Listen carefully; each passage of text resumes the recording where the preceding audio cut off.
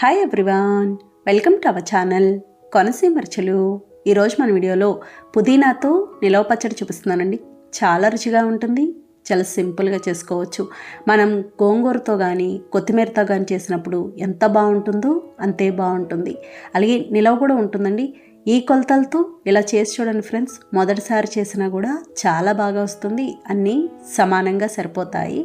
పుదీనా నిలవ పచ్చడికి పుదీనా 2 కట్టలు తీసుకున్నాను. ఇవి బాగా పెద్దగా లావుగా ఉన్నాయి. చూడండి ఎంత లావు ఉందో. అదే చిన్న కట్టలు అనుకోండి, ఒక 5-6 తీసుకుంటే సరిపోతుంది. ఎంత పుదీనా అయినా తీసుకోవచ్చు, ఎందుకంటే ఇక్కడ మనం గ్రాముల్లో చెప్పుకుంటున్నాము, కప్పు కొలతల్లో కూడా చెప్తున్నాను కాబట్టి ఎంత పుదీనా అయినా తీసుకోవచ్చు. ఆకంతా ఇలా ఒలిచి బాగా కడుక్కోవాలి. ఇలా బాగా కడుక్కున్నాక ఏదైనా కాటన్ క్లాత్ పైన వేసి తడి ఆరేంత వరకు ఆరబెట్టుకోవాలి. ఎండలో పెట్టకూడదండి, ఫ్యాన్ గాలిలోనే ఆరబెట్టుకోవాలి. ఇలా పల్చగా ఆరబెట్టుకోవాలి. అలాగే ఆకు బాగా ఉడిలిపోయేంత వరకు ఆరబెట్టుకోకూడదు, తడి ఆరితే సరిపోతుంది. అలా ఉడిలినట్టు అయిందనుకోండి, మీకు ఎంత నూనె పోసినా కూడా ఊరగాయ అంతా నూనె పీల్చి డ్రైగా అయిపోయినట్టు అయిపోతుంది. తడి ఆరిన తర్వాత ఈ విధంగా ఉంటుంది. ఇప్పుడు పుదీనాని కొలుచుకుందాం. ఏదైనా గిన్నె కానీ గ్లాస్ కానీ తీసుకొని ఈ విధంగా కొలుచుకోవాలి. ఇలా నొక్కు పెట్టి తీసుకోవాలండి. నాకు ఈ గిన్నెతో 5 గిన్నెల పుదీనా అయింది. గ్రాముల్లో అయితే ఇది మొత్తం 200 గ్రాములు ఉంది. మీరు బాగా ఎక్కువ మొత్తంలో చేస్తున్నారనుకోండి, కొంచెం పెద్ద గిన్నెతో తీసుకొని కొలుచుకుంటే సరిపోతుంది. ఇప్పుడు ఇదే గిన్నెతో అన్నీ తీసుకుంటే సమానంగా సరిపోతాయి. 5 గిన్నెల పుదీనాకి అదే గిన్నెతో పావు గిన్నె చింతపండు నానబెట్టుకోవాలి. కరెక్ట్గా సరిపోతుంది. గ్రాముల్లో చూసుకుంటే ఇది 70 గ్రాముల చింతపండు. పులుపు సమానంగా సరిపోతుందండి. ఇప్పుడు ఈ చింతపండులో బాగా మరిగించిన నీళ్లు పోసి నానబెట్టుకోవాలి. నీళ్లు కొంచెం ఎక్కువే పడతాయి, ఎందుకంటే మనం ఈ చింతపండు పులుసు కొద్దిగా పల్చగా తీసుకోవాలి. అలాగే మిగతా నీళ్ళు ఉన్నాయనుకోండి, ఆ నీళ్ళు అలా పక్కన పెట్టుకోవాలి. అవసరమైతే అవి వాడుకోవచ్చు, మామూలు నీళ్ళు వేసుకోకూడదు. చూడండి, ఇది ఇలా బాగా నానింది కదా. ఇప్పుడు ఒకసారి బాగా కలుపుకోవాలి. ఇలా బాగా కలుపుకొని పిప్పంతా ఒక ప్లేట్లోకి తీసుకోవాలి. చూడండి, ఇలా పల్చగా తీసుకోవాలి. ఉడికించేసరికి ఇంకొంచెం చిక్కబడుతుంది కాబట్టి కొంచెం పల్చగా తీసుకుంటే ఊరగాయకి బాగుంటుంది. ఇప్పుడు మెంతిపిండి ఆవపిండి చూద్దాము. స్టవ్ ఆన్ చేసి ప్యాన్ పెట్టి 1 స్పూన్ మెంతులు, 2 స్పూన్ల ఆవాలు వేసి లో ఫ్లేమ్లో దోరగా వేయించుకోవాలి. మెంతులు గ్రాముల్లో 7 గ్రాములండి, ఆవాలు 15 గ్రాములు. ఇలా కలుపుతూ ఉండాలి, సమానంగా వేగుతాయి, మాడకూడదు. మాడిని అంటే మాడు వాసన వచ్చినట్టు ఉంటుంది. చూడండి, ఇవి ఇలా వేగిని కదా, ఈ రంగు వస్తే సరిపోతుంది. ఇప్పుడు ఇవి మిక్సీ జార్లోకి తీసుకోవాలి. బాగా చల్లారాలి. ఇవి బాగా చల్లారని అండి, మెత్తగా మిక్సీ పట్టుకోవాలి.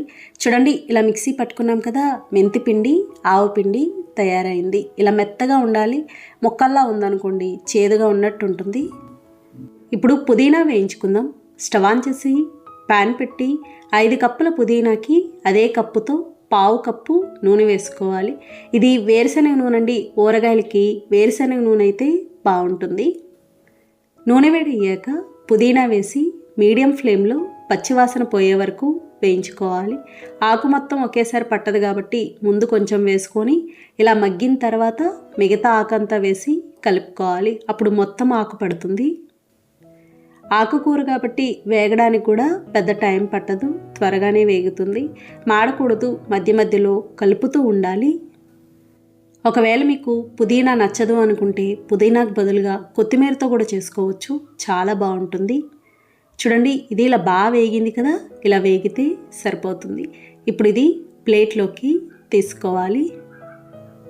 ఇప్పుడు అదే ప్యాన్లో చింతపండు పులుసు ఉడికించుకుందాం.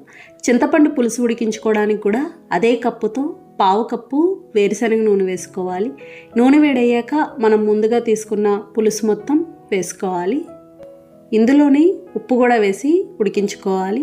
5 కప్పుల పుదీనాకి అదే కప్పుతో పావు కప్పుకి కొద్దిగా తగ్గించి వేసుకోవాలి. అంతగా తక్కువైతే తర్వాత వేసుకోవచ్చు. గ్రాముల్లో చూసుకుంటే ఇది 60 గ్రాముల ఉప్పు, కొద్దిగా పసుపు కూడా వేసి కలుపుకోవాలి. ఇలా బాగా కలిపి మీడియం ఫ్లేమ్లో కొద్దిగా చిక్కబడే వరకు ఉడికించుకోవాలి. ఉప్పు ఇలా చింతపండు పులుసులో వేసి ఉడికించడం వల్ల బాగా కలుస్తుంది. అదే డైరెక్ట్గా వేశారనుకోండి ఉప్పుగా ఉంటుంది కలవక. చూడండి ఇది ఇలా చిక్కబడింది కదా, ఈ విధంగా ఉడకాలి. ఇంతకన్నా బాగా చిక్కగా ఉండకూడదు, పల్చగా ఉండకూడదు. ఈ విధంగా ఉంటే సరిపోతుంది. ఇప్పుడు స్టవ్ ఆఫ్ చేసుకోవాలి, బాగా చల్లారాలి. ఇప్పుడు పోపు చూద్దాము. పోపు కోసం ప్యాన్ పెట్టి 5 కప్పుల పుదీనాకి అదే కప్పుతో అరకప్పు వేరుశనగ నూనె వేసుకోవాలి. నూనె వేడయ్యాక 1 స్పూన్ శనగపప్పు, 1 స్పూన్ మినప్పప్పు, అర స్పూన్ జీలకర్ర, అర స్పూన్ ఆవాలు వేసి ఫ్రై చేసుకోవాలి. మనం పుదీనా వేయించుకున్నాం, చింతపండు పులుసు ఉడికించుకున్నాం, అవి రెండూ చల్లారాలి. అలాగే పోపు కూడా బాగా చల్లారాలి కాబట్టి ఇలా ముందే పెట్టి ఉంచుకుంటే చల్లారుతుంది. ఒకేసారి ఊరగాయ కలిపేసుకోవచ్చు. చూడండి పోపు ఇలా సగం వేగింది కదా, సగం వేగాక కచ్చాబచ్చాగా దంచిన వెల్లుల్లి రేకలు వేసుకోవాలి. నేను పెద్ద వెల్లుల్లిపాయ 1 తీసుకున్నాను. పోపంతా ఇలా బాగా వేగాక స్టవ్ ఆఫ్ చేసుకోవాలి. స్టవ్ ఆఫ్ చేసుకొని ఎండుమిర్చి ముక్కలు, ఎండుమిర్చి 4 కాయలు, కొద్దిగా కరివేపాకు వేసి కలుపుకోవాలి. ఆ వేడికే అవి వేగిపోతాయండి. ఇలా అయితే ఎండుమిర్చి మాడకుండా ఉంటుందని స్టవ్ ఆఫ్ చేసేసుకోవాలి. చూడండి ఎంత చక్కగా వేగినాయో. పోపు తయారైంది. పూర్తిగా చల్లారాలి. ఇప్పుడు ఊరగాయ కలుపుకుందాం. ముందుగా మిక్సీ జార్లో మనం పుదీనా వేయించుకున్నాం కదా, పుదీనా వేసి కొంచెం కచ్చాపచ్చాగా మిక్సీ పట్టుకోవాలి. బాగా మెత్తగా ఉండకూడదండి. చూడండి ఈ విధంగా ఉండాలి. ఇలా ఉంటే సరిపోతుంది. ఒకవేళ రోలు ఉంటే రోట్లో అయినా దంచుకోవచ్చు. ఇప్పుడు ఇది గిన్నెలోకి తీసుకోవాలి. ఇప్పుడు ఇందులో మనం ముందుగా ఉడికించుకున్న చింతపండు పులుసు ఉంది కదా, అది వేసుకోవాలి. మనం ఈ చింతపండు పులుసు ఉడికించుకున్న దాంట్లోనే ఊరగాయ కలిపేసుకోవచ్చండి. ఇంకో గిన్నె అవసరం ఉండదు. నేను వీడియో కాబట్టి ఇలా విడిగా వేరే గిన్నెలో కలిపాను. అలాగే మనం ముందుగా మిక్సీ పట్టుకున్న మెంతిపిండి, ఆవుపిండి వేసుకోవాలి. ఇప్పుడు కారం వేసుకోవాలి. నేను కారం 3 మ్యాంగో కారం తీసుకున్నానండి. మీకు నచ్చినది ఏదైనా తీసుకోవచ్చు. ఊరగాయ కారం 5 కప్పుల పుదీనాకి అరకప్పు కారం వేసుకోవాలి. కరెక్ట్గా సరిపోతుంది. ఇలా ఇవన్నీ వేసి బాగా కలుపుకోవాలి. కారం గ్రాముల్లో చూసుకుంటే 100 గ్రాముల కారం. చూడండి ఇలా బాగా కలుపుకున్నాం కదా, ఈ విధంగా ఉండాలి. అదే చింతపండు గుజ్జు బాగా చిక్కగా ఉడికించుకుంటే పచ్చడంతా డ్రైగా ఉన్నట్టు ఉంటుంది. ఇలా బాగా కలుపుకున్నాక మనం ముందుగా వేయించుకున్న పోపు వేసి కలుపుకోవాలి. పోపు ఏమాత్రం వేడి ఉండకూడదు. వేడిగా ఉన్నప్పుడు వేస్తే చేదుగా వచ్చినట్టుంటుంది, ఊరగాయ రంగు మారిపోతుంది.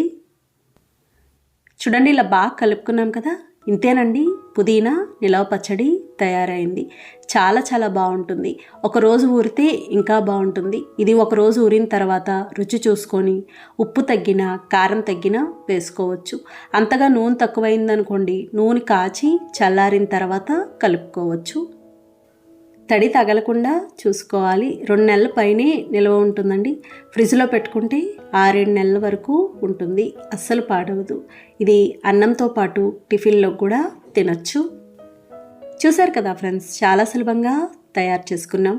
నచ్చిందండి వీడియో? మీకు నచ్చితే లైక్ చేయండి, షేర్ చేయండి, కామెంట్ చేయండి.